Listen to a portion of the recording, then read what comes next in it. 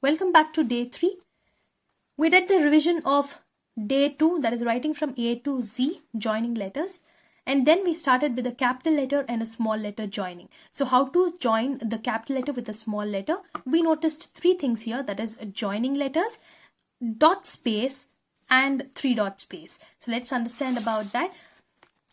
Dot space is for these letters like D, F, I, N, O, P, Q, S, T, V. All these will have dot space except for the V and the P. They will have 3 dot space. That means you should be able to put 3 dots between the letters. And then we also did small letter 3 letter words from A to Z.